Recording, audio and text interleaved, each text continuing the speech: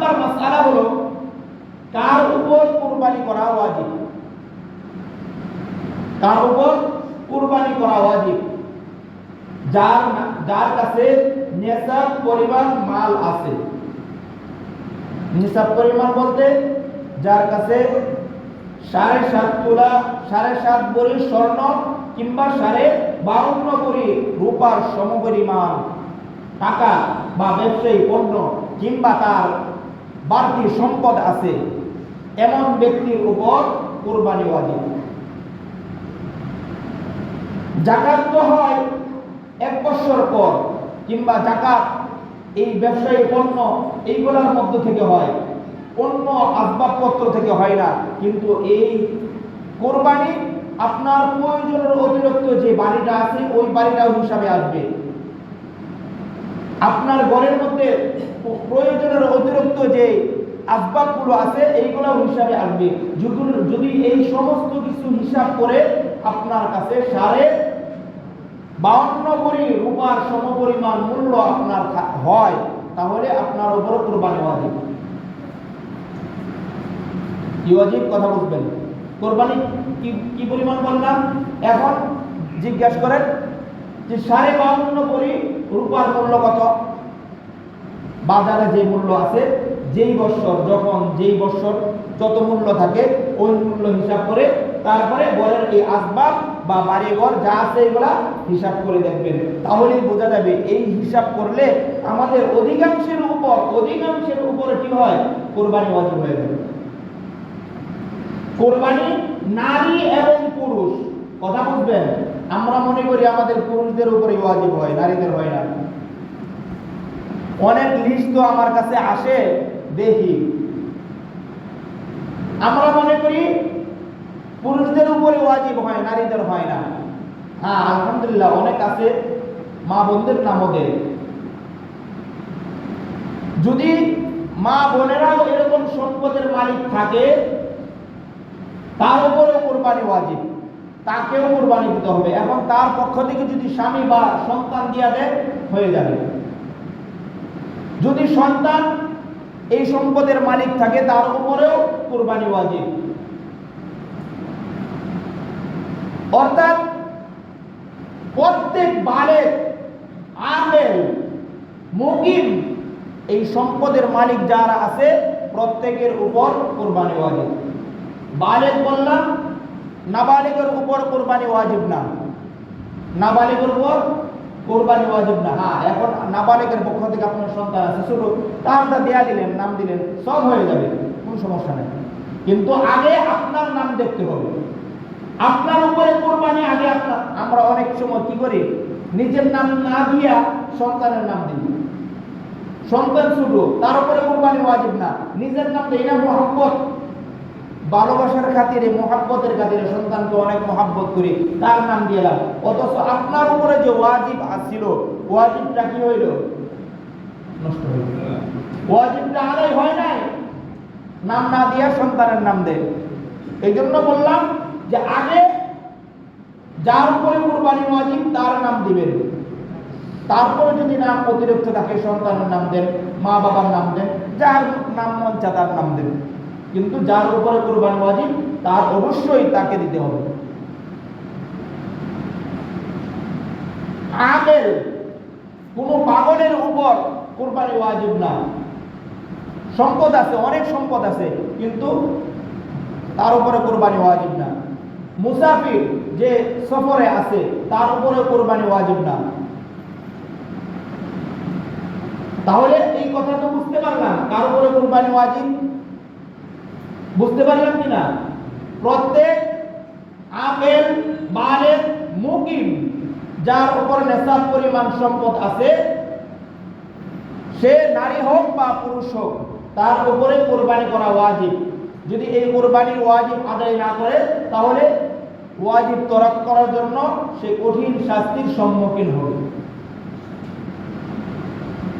এখন বলতে পারেন, হুজুর টাকা পয়সা তো সবকিছু আছে, কিন্তু ব্যাপার হলো নগদ আছে নাই, নগদ ক্যাশ নাই, এখন কি করব? অনেক সময় এমন হয়, যদি এমন হয় যে নগদ টাকা পয়সা নাই, তাহলে আপনার উপর ওয়াজিবই থাকে থাকবে, আপনার উচিত কারো কাছ থেকে দাঁড় করে হলেও কোরবানি করা। কি করে? আপনার উপরে কোরবানি করা ওয়াজিব, দাঁড় করে হলেও আপনার ওয়াজিব আদায় করতে হবে। আমাদের অনেকের ধারণা যে দাঁড় করে টাকা দাঁড় করে কোরবানি করা কোরবানি হয় না। না, যার উপরে কোরবানি করা ওয়াজিব তার টাকা দাঁড় করে হলেও ওয়াজিব আদায় করতে হবে। এখন বলতে পারেন হুজুর কার কাছ থেকে এত টাকা চাইবো, মানুষ তো দেয় না। আছে সমাজে অনেক মানুষ এমন আছে যারা ধার চাইলে মানুষের ধার দেয় না। কারণ এমন কাজটা একবার ধার দিলে কয়েক বছর ঘুরাইবে, জুতার কয়েক সাল এরকম ক্ষয় হবে, টাকা ঘুরাইবে, আজকে না পর না পর। এরকম লোককে ধার দিতে চায় মানুষে? দিতে চায় না। আরে আপনাদের সমাজের কথা বলতেছেন, আমাদের সমাজে অনেক আছে, আমার পাড়া মহল্লার অনেক আছে। আপনাদের মহল্লা খুব ভালো, খুব ভালো, কিন্তু আমার মহল্লার মধ্যে অনেক আছে যারা ধার চাইলেও ধার দেয় না। কি ব্যাপার, দেন না? আপনার তো ভালো মানুষ, টাকা পয়সা আছে, বলে দেওয়া দেবে। হুজুর আর করেন না, আরে দিলে আই রিহাই টাকা ফেরত আসা ছেড়ে দেয়। তাহলে কি বলে, দাঁড় করে হলেও দিতে হবে। হ্যাঁ, এমন যাতে না হয়, এমন যাতে না হয়। এখন মানুষে দেয় না, কি করছে, সমিতি থেকে টাকা উঠাইছে, কি ব্যাংকে থেকে লোন উঠায়া তারপর কোরবানি দিচ্ছে। কি বলেন, সমিতির টাকা ব্যাংকে থেকে লোন উঠায়া টাকা দিয়া কোরবানি দেওয়া, কি বলেন হবে? নিজেই ফতোয়া দেন, আমার দেওয়ার। আচ্ছা, এখন যে কথাগুলো বললাম এই কথাগুলো তো বুঝে আসছে। সামনের কথাটা দেখেন। এখন এই লোকটা সম্পদের মালিক, দাঁড় করে টাকা পায় না কারোর কাছ থেকে। কোরবানির 10 তারিখ জিলহজ মাসের ঈদের দিন, ঈদের পরের দিন তৃতীয় দিন চলে গেল, তার কাছে টাকা আসলো না। এখন ঈদের দিনগুলো তো চলে গেল, দেখা গেল কিছুদিন পর আবার তার যে কোনোভাবেই হোক কোনোভাবে তার কাছে কি আসছে, টাকা হয়ে গেছে, তার উপরে কোরবানি ওয়াজিব, তার কি হয়ে গেছে, টাকা আইসা গেছে। এখন ঈদের দিন তো শেষ, এখন মনে করেন না আপনার ওয়াজিব বাদ হয়ে গেছে, এখনো আপনার উপরে কোরবানি ওয়াজিবই আছে। এখন ওই লোকটার উচিত সে একটা হৃষ্টপুষ্ট ছাগলের যে মূল্য আছে এই মূল্য সদকা করে দেওয়া। কি করে দেওয়া? সদকা করে দেওয়া। এগুলো সম্পদশালীদের জন্য কোরবানির হুকুম। তারপরে আসি নিয়ত। কি আসে? নিয়ত। খুব হুঁশিয়ার, নিয়তের ব্যাপারে খুব হুঁশিয়ার, খুব হুঁশিয়ার। নিয়ত একদম কার জন্য হইতে হবে? কথা বলেন, কার জন্য হইতে হবে? আল্লাহর জন্য। অন্য বিন্দু মাত্র কোনো নিয়ত করা যাবে না। লোক দেখানো, বড় গরু আনছে, সবাই দেখবে, বাহ অমুকে বড় গরু আনছে, অমুকের গরুটা অনেক দাম হয়েছে, কিংবা গোস্ত সারা বছর ফ্রিজে রাইখা খাইব, মজাই না হবে। আত্মীয় স্বজন আসবে, দেখবে আমার ফ্রিজ ভরা গোস্ত।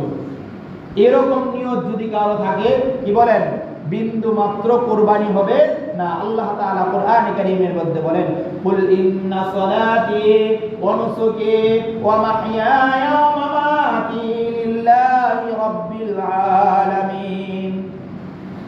আমার সাথে বলেন, কোরআনের আয়াতের অর্থই বলতেছি, আমার সাথে বলেন, আমার নামাজ, বলেন আমার নামাজ, আমার কুরবানি, আমার জীবন, আমার মরণ একমাত্র আল্লাহ তাআলার জন্য। কার জন্য? তাহলে আমার নামাজ কার জন্য? আল্লাহর জন্য। আমার কুরবানি কার জন্য? আল্লাহর জন্য, অন্য কোনো কিছু না। শুধুমাত্র নিয়ত থাকবে আল্লাহর জন্য, আর কারো জন্য না। এখন আয়েশা বলতেছে, হুজুর কি ব্যাপার, একটা মাসালা পেছো তো বেড়ে গেছি, কথা আমাদের কথা বলতেছি, পেছো বেড়ে গেছি, কি পেস? হুজুর নিয়ত বাড়ো, কোরবানি দিব। এখন আমার তো এত টাকা নাই, টাকা অল্প, চাইতেছি শরীকানা কোরবানি দিতাম শরীকদের সাথে মিলে। এখন জানি না কার টাকা পয়সা হালাল আছে না নাই, কে কোন নিয়ত কোরবানি দেয় জানি না, তো এখন কি করব? তো বললাম, ভাই এক কাজ করেন, আপনার যদি এমনই হয়ে থাকে, মানুষের উপরে সন্দেহ, কার টাকা পয়সা আপনার সন্দেহ আছে, তাহলে আপনি এক ছাগল কিনা 20-22,000 25,000 বা 15,000 টাকা দেখ ছাগল কিনা আপনি কুরবানি দেবেন। শুনবেন কথা, ও হুজুর ব্যাপার ছাগলে দিতাম, সমস্যা হলো আমার ঘরে ছাগলের গোশত কেউ খায় না, আমি পছন্দ করি না। কথা বলছেন কিছু বুঝছেন? নিয়ত বলো, নিয়ত ঘরে গোশত খায় না, নিজেও ছাগলের গোশত পছন্দ করে না, নিয়ত বলো। কি বলেন? নিয়ত কার জন্য? এই যে নিয়তটা হইল কার জন্য হইল? সাবধান। তাহলে নিয়ত থাকবে একমাত্র কার জন্য? টাকাটা হইতে হবে হালাল। কোন প্রকারের একটা টাকা হারামের মাল থেকে 1 টাকা যদি আপনার এই কুরবানির মধ্যে ঢুকে, কুরবানি সহি হবে না।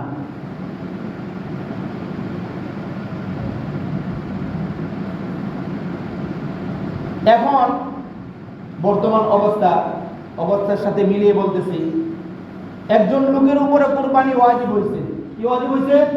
কুরবানি ওয়াজিব হয়েছে। এখন কুরবানি ওয়াজিব হওয়ার পরে কুরবানির গরু কিনে নিয়ে আসছে, আনার পরে আল্লাহ না করুন ওই যে দক্ষিণবঙ্গের মতো এরকম ঘূর্ণিঝড় শুরু হয়ে গেছে, বিভিন্ন জলোচ্ছ্বাস বা যে কোনো মহামারী শুরু হয়ে গেছে। এই মহামারীর মধ্যে কি করতে পারে নাই? কুরবানি করতে পারে নাই। চতুর্দিকে পানি পানি আর পানি, কুরবানি করতে পারে নাই। কুরবানির প্রথম দিন গেল, দ্বিতীয় দিন গেল, তৃতীয় দিন গেল। এই 3 দিনের মধ্যে সে কি করতে? কুরবানি গরু কিনে নিয়ে আসছে, কুরবানি করতে পারে নাই। এখন কি করার? তার করণীয় কি? করণীয় হলো এই যে কুরবানির যে পশুটা আছে এইটাকে যেমন আছে এমনই সদকা করে দেওয়া, যেমন আছে এমনই সদকা করে দিতে হবে। কিংবা আরো সমস্যা, এই মহামারী ছাড়াও এই বিভিন্ন দুর্যোগ ছাড়াও সমস্যা হইতে পারে। ঘরের মধ্যে বিশাল এক প্রবলেম সমস্যা দেখা দিছে, ছেলে অসুস্থ, ওয়াইফকে নিয়ে মেডিকেলে থাকতে হয়েছে, যে কোনো ভাবে কুরবানি দিতে পারে না, 1 দিন 2 দিন 3 দিন চলে গেছে, কুরবানির দিন চলে গেছে। এখন কি করবে? বলে এই পূর্ণ কুরবানিটাকে, এই পশুটাকে সদকা করে দিবে। যদি সদকা না করে এটাকে জবাই দেয় তাহলে হিসাব হয়ে যাবে ভিন্ন। এইটার বস্তু খাইতে পারবে না, জবাই করে দিছে, বস্তু খাইতে পারবে না, সদকা করে দিতে হবে। এখন সদকা করার ব্যাপারেও এখানে শর্ত আছে যে এইটা যে জবা দিছে পশুটার বস্তুর হিসাব করবে। সে গরু কিনছে 50,000 টাকা দিয়া, এখন জবাইয়ের পরে বস্তু হয়েছে 45,000 টাকা। কত হয়েছে? বস্তু হয়েছে কত? গরু কিনছিল কত? 50,000 টাকা দিয়ে গরু কিনছে। তার তো হুকুম ছিল এটাকেই সদকা করে দেওয়া, দেয় নাই, সে জবাই করছে। এখন জবাই করার পরে যদি বস্তু 45,000 টাকা হয়, শর্ট আছে কত? 5,000 টাকা শর্ট আছে। এখন মাসআলা হলো আরো 5,000 টাকা ভর্তুকি দিয়ে তারপরে সদকা করবে। কি করবে? আরো 5,000 টাকা ভর্তুকি দিয়া তারপরে সদকা করবে। আল্লাহ তাআলা আমাদেরকে বুঝার তৌফিক দান করুন। আমিন। কুরবানির দিন রাতে এবং দিনে, জিলহজ মাসের কথা শুনবেন, জিলহজ মাসের 10 তারিখ অর্থাৎ ঈদের দিন, ঈদের পরের দিন, দিনেও দিতে পারবে, রাতেও দিতে পারবে। ঈদের নামাজের হওয়ার পরে দিনেও দিতে পারবে, কেউ চাইলে রাতেও দিতে পারবে, তবে রাতে না দেওয়াই ভালো, দিনে দেওয়া উত্তম। কুরবানি সে দিনেও দিতে পারবে, রাতেও দিতে পারবে। ঈদের দিন, ঈদের পরের দিন, তৃতীয় দিন অর্থাৎ জিলহজ মাসের 12 তারিখ দিনে দিতে পারবে, সন্ধ্যার পরে আর দিতে পারবে না, সন্ধ্যার পরে আর দিতে পারবে না। কোন কোন পশু দিয়ে কোরবানি করা যায় আমরা জানা আছে? উট, গরু, মহিষ, ভেড়া, দুম্বা, বকরি বা খাসি, এইগুলো দিয়ে কোরবানি করা যায়। উটের বয়স কত? 5 বছর। উটের 5 বছর। গরু মহিষের 2 বছর। গরু মহিষের কয় বছর? ভেড়া, দুম্বা, বকরি 1 বছর। ভেড়া, দুম্বা, বকরি কতদিন? 1 বছর। এখন এইগুলার বছর আমরা অনেক সময় দাঁত দেখে করে থাকি না, এগুলার বয়স দেখেই নির্ধারণ করা, দাঁত নয়। হ্যাঁ, অনেক সময় দেখা যায় যে গরু 2 বছর হইলে তার দাঁত ওঠে, তো এইগুলা দেখে আমরা কি করব? কোরবানি দিব বয়স দেখে। এখন বয়স দেখে আমি বয়স আনলাম যার কাছ থেকে কিনা, সে বলল যে এইটার বয়স কি 2 বছর, গরুটা বা মহিষের বয়স 2 বছর। বছর, অথচ যদি এটা বাস্তবে কি 2 বছর না হয়, আপনিও দেখা যারা দেখতেছেন তারাও বলতেছেন 2 বছরের, যারা দেখতেছেন তারাও বলতেছেন কি 2 বছর হবে, অথচ এটা 2 বছর না। তাহলে যেই ব্যক্তি বিক্রি করছে তার দোষের, সে দোষের মধ্যে পড়বে, আপনার সমস্যা নাই, আপনার কুরবানি হয়ে যাবে। আর বকরি বা খাসি এগুলা 1 বছর পূর্ণ হইতে হবে। উট, মহিষ, গরু এগুলোর মধ্যে 7 শরীকে অংশগ্রহণ করতে পারবে। 1 জনও দিতে পারবে, 2 জনও দিতে পারবে, 3 জনও দিতে পারবে, 4 জনও দিতে পারবে, 5 জনও দিতে পারবে, 6 জনও দিতে পারবে, 7 জনও দিতে পারবে। এমন না যে জোড়াই দিতে হবে, বেজুর দিতে হবে। আমরা অনেকের ধারণা এরকম যে বেজুর দিতে হবে না। এই জন্য বললাম 1 জনের চাইলে দিতে পারবে, 2 জনে দিতে পারবে, 3 জনে দিতে পারবে, 4 জনে দিতে পারবে, 5 জনে দিতে পারবে, 6 জনে দিতে পারবে, 7 জনও দিতে পারবে, কোনো সমস্যা নেই। 7 এর অধিক দিতে পারবে না। এখন শরীরদের মধ্যে গোশত বন্টন সমানভাবে বন্টন করতে হবে, যার যে শরীর সমানভাবে। আন্দাজের উপর গোশত বন্টন করা নিষেধ। মেপে মেপে তারপর গোশত বন্টন করা। কিভাবে? মেপে গোশত বন্টন করা।